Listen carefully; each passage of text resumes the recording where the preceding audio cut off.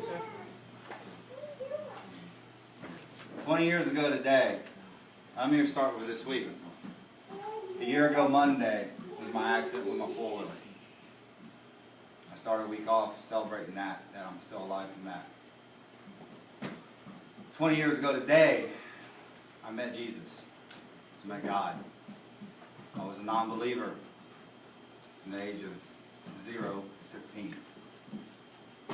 I didn't believe in God. I was forced to go to church and and I just went to church to suffice my parents. I was on my way to school. My mom, I thought she was having an aneurysm or something. She actually kept telling me she had a mother's intuition. Everybody says it's phony, it's misbelieved, it doesn't exist. It's a joke. It's the truth. She kept fighting me, she did not want me to go to school that day. I kept telling Mom, I'm actually studying for once in my life. I got to take this test, I want to take this test. I got to go. I lived right by Lakeland High School. I went to Mulberry High. So I had a long travel. Got hit with a truck going over 70 miles an hour. I was doing 55 right by Lowe's on Lakeland Highlands, where Lowe's was not there. I bounced off, hit a concrete wall. That truck did 2 360s, went to the ditch.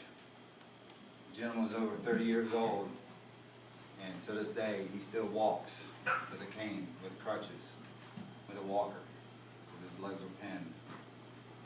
I was pronounced dead on arrival. My parents, my dad got there. They were throwing me in the back of an ambulance. No lights, no siren, running away with me. I went to a tunnel. I could see the accident from above. I spoke this at many churches as well as this class years ago. And I went to a tunnel. I knew where I was at. I was scared to go because it was the whitest light. And there ain't a white on this planet that can touch me. I knew where I was at. I was scared because I knew it's Judgment Day. And I never believed in God. I walk out and accept my fate. I heard a deep, deep, deep, deep, deep voice come from above. Said, Dwayne, it's not your time to go. I'll give you a second chance to live. Right then, I woke up, went cardiac arrest in the ambulance. Paramedics went crazy because I saw that light and I said, oh God, he changed his mind. Ended up going to the ER, Lakeland Regional, which I pretty much have a suite there now. It's the Vine's wing. You're welcome to it if you ever, hopefully don't have to go. But anyhow, the paramedic was actually a pastor, a youth pastor for a deal about this church. They're making some extra money. That's what his thing was, and his passion was to teach youth in Christ. Asked my parents, said, hey, can I talk to your son? Absolutely. Come. He says, hey, I got to ask you something. He said something in the ambulance when you came through. You had no blood, no vitals, no heartbeat, no blood pressure, nothing. Flatline, gone. When you came in, you came through, you said, oh God, you changed your mind. Why'd you say that? I said, well, we'll talk later. Ended up, that's what it was. As I saw that light, and I figured God changed his mind. That day made me a believer in God. God is out there. And guys, I'm telling you, if you don't have a relationship with Jesus Christ, please talk to one of us.